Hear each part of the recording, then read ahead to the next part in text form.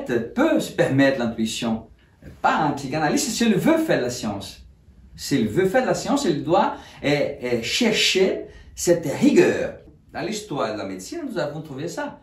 Vous lisez l'ancienne médecine d'Hippocrate, il y a cet exercice, cet effort d'Hippocrate de sortir la médecine d'une lecture religieuse. Il y a eu un effort de lire le réel de manière rigoureuse. Définition de science. La technique, c'est une manière d'opérer rigide. Un bistouri ne peut pas être en plastique. Un bistouri n'est pas un couteau de cuisine. C'est un instrument qui n'importe quel chirurgien fait usage, qu'il soit sud-africain, qu'il soit argentin, qu'il soit français. La question au grand autre, c'est une technique. Hein? La technique du dictionnaire, c'est une technique. Le style, c'est la manière comme j'utilise la technique. C'est-à-dire, j'utilise avec ma manière d'être, qui est pour moi une énigme. La science, c'est de la rigueur. C'est pas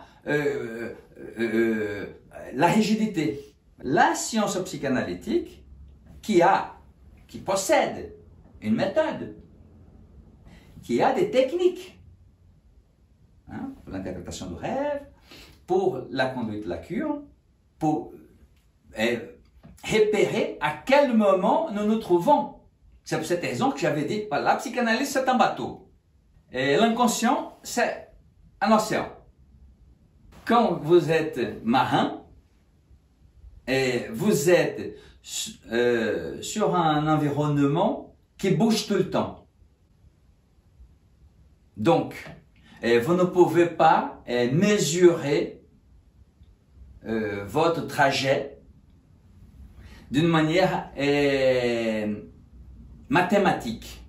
Donc, à partir de là, vous savez que vous allez naviguer dans un environnement qui n'est pas du tout fixe, mais il faut que vous puissiez être extrêmement rigoureux pour arriver à bon port. La personne est complètement paniquée et à ce moment-là, je peux me présenter devant elle avec mon style qui est justement celui qui est le mien, que je ne saurais pas vous dire comment parce que je ne me vois pas travailler. Donc je l'invite à utiliser avec rigueur la méthode d'association libre. Parfois c'est très difficile dans cette situation-là, justement. Hein? Et j'essaie de cadrer.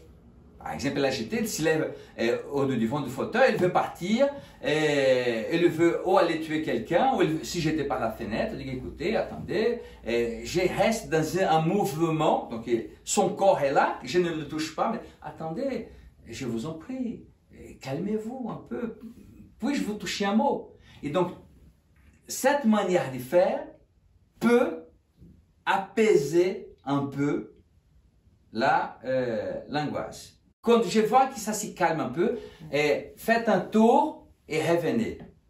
Je vais faire autrement. Revenez ce soir, nous sommes le matin, revenez ce soir. Une angoisse modérée. Revenez dans une heure. Une angoisse un peu agitée. Faites un tour de pâté et revenez. Il est relativement très agité. Et s'il est profondément agité, attendez dans la salle d'attente.